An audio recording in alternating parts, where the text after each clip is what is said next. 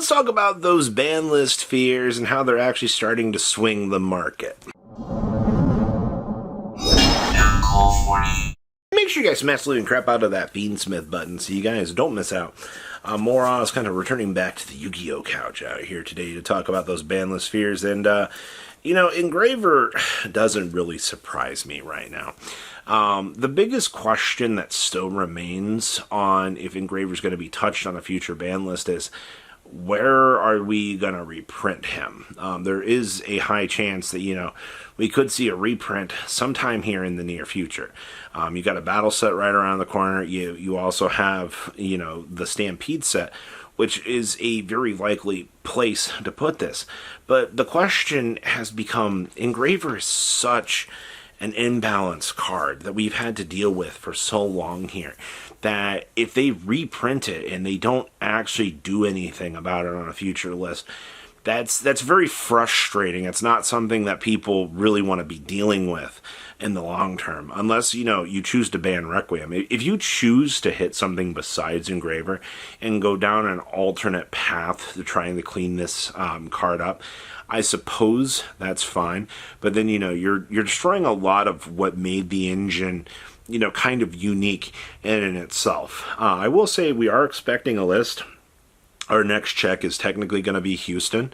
I believe Houston's being live streamed, unless I missed something in the policy docs. I mean, that's entirely possible. But that should be, the first weekend of April that you should be seeing that. So I think, all things considered, it's either going to be Requiem in that. But right now, Engravers, we've gone underneath $40 right now, which is insane. Because just, a couple months ago, looking back, Engravers were, $60+. And the fact that you have seen this thing fall that much is, it's impressive, man. Primite cards. Now, I don't know who out here is really thinking that Primite cards are going to get touched on this list. And I've been wondering this for a little while. Like, who are you people? And why do you think that Blue Eyes is just dominating so much? Because it's not, everybody. I don't know where you're all getting this. They've already got the Primite announcement in for Lordly Load. So, what are we worried about? Lordly Loads have dropped underneath, or near $50 at this point in time. You're not really seeing anything too crazy on that front. And then, of course, Barrel has also been dropping underneath $30, which I think that one's a pretty big W. Barrels being like $24. Granted, I think there was a time where barrels were hitting, was it like $32, $33? So you've lost about $10 on the long haul for barrels plummeting down. But there is no reason that Konami is going to look at Blue Eyes right now and even choose to want to touch this deck. Because while it is performing, and yes, it is the third best deck right now, what makes it so unbeatable? What is having such a hard, do you think Drill Beam is such an overpowered card? I mean, Drill Beam is a good card, but the problem right now is it's not breaking the game. And also, a lot of people have the idea right now that Blue Eyes is meant to win Worlds right now. They want Blue Eyes to make a comeback tour this year. They want Blue Eyes just to be this massive challenger, and that's understandable. I get that. But come on, everybody. Blue Eyes is by far, kind of the new golden standard. The deck is able to do a lot of cool things. It's able to overcome a lot of craziness, but at the same time, it's not an imbalanced and impractical deck. Sword Soul was kind of the benchmark. Now we're here with this. Maliss. So, I am going to say this. I think Maliss, depending on how Konami chooses to approach Ryzeal, Maliss is probably going to become the best deck. Until, we see our yummy Overlords and Dragon Tail Overlords actually coming and taking over the meta. But what Maliss gets in the next set, Lion's Insight, is actually kind of incredible. It gives the deck so much good generic cyber support. Backup adding Nister, the Wizard adding Nister. Wizard, is kind of DLC. He kind of gets pushed into the side deck and things like that. But backup adding Nister is just such a good extender for the deck. And people know this, people understand this, but people are like, oh my gosh, like Maliss has to get checked on the next list because, the best deck has to get checked next to it. It's just one of those things. Okay, so if Konami slaps Dormouse on the wrist like they did in the OCG, deck still functions. There is no change on that front whatsoever. Like, I don't know why people think that, slapping Dormouse on the wrist or, they're going to hit Allure of Darkness. The OCG build survived through all of this, and there has been no real change. Maliss still is a good deck at the end of the day. So I think, Allure could get hit. You could lose some little consistency. You guys are living on borrowed time on the Bastiles, for sure, but this build is not going to change. You've been seeing Maliss cards decay in value for a little while now. I think once we actually get a list and actually push through national season out here, and you actually do get to see, where the line in the sand is for what's kind of going forward, that I think will make a little bit of sense.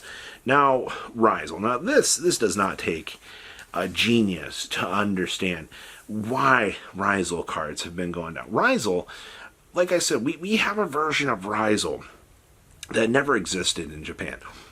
We have 3 EX, we have 3 Ice, we have 3/7 Tachyon, we have 3 Bonfire. This version of the deck never got to exist in their side of the game. And meanwhile, TCG's just like, oh yeah, this is fine. Obviously, when you lose to Ryzeal on our side of the game, it's not the worst thing in the world. Like, it's like, oh yeah, another day in the office, detonator got me. It kind of is what it is, and you don't really think too much about it. But Maliss, on the other hand, is just the most annoying thing to play against. I think we will obviously see a check to Ryzeal. I've heard so many things that the TCG wants to do. Yeah, people like, ban Duo Drive, take Detonator out back, blow it up, put Ice to 1. Ice is the real check.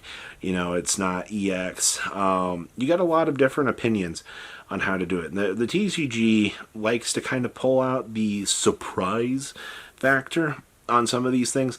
And if you really are sitting here thinking, hey, Ryzeal's not going to get touched. Oh, man. Meme alert.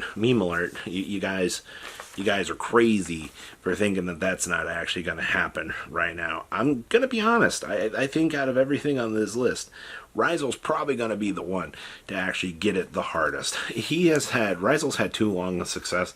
The problem is TCG likes to do this little thing where they like to leave decks stick around for just a little bit longer than they should. And that's kind of what we're seeing with Ryzeal. And I got to talk about the Tachyon FTK here for a second. So, one interesting thing about the Tachyon FTK is it exists. It's there. It's in the background. I'm just not seeing it be as successful as I think people really want it to be right now. The big things that you got to think about when you are looking at these sort of FTKs existing in the game, if they don't really take off, Konami's not going to really approach them and want to do things to them because there's no future support that's going to up the consistency of the Tachyon FTK. It's just going to be kind of one of those local buster decks that you just kind of lose to every once in a while, and it's not really much you can do about it, honestly. And it's kind of what this reminds me of. You've got a semi-inconsistent deck. I've got a Tachyon Duelist in my locals. Some days, he can go 4-0. Other days, he can go 3-1. Some days, it's a 2-2 run. It really, the deck's greatest weakness is itself. Is it unfair that an FTK exists? Ultimate Bish Bulkin still exists in our format. And, we're pulling out FTKs with that thing every other day. So, I think they leave these cards around to inspire some sort of degeneracy along the way. And this definitely feels like one of those cases that you've got an FTK existing. I truthfully don't think they're going to do anything about it, but we will have to wait and see. There's a lot of questions to be had right now on this list, if we get a list, but like I said, I think Houston's our next window, but the fears on the market are really starting to hit, and it's been a thing to watch. So please Leave a comment down below. Tell me what you guys think, and I'll see your beautiful faces back here in a day, guys. Patrons, thank you.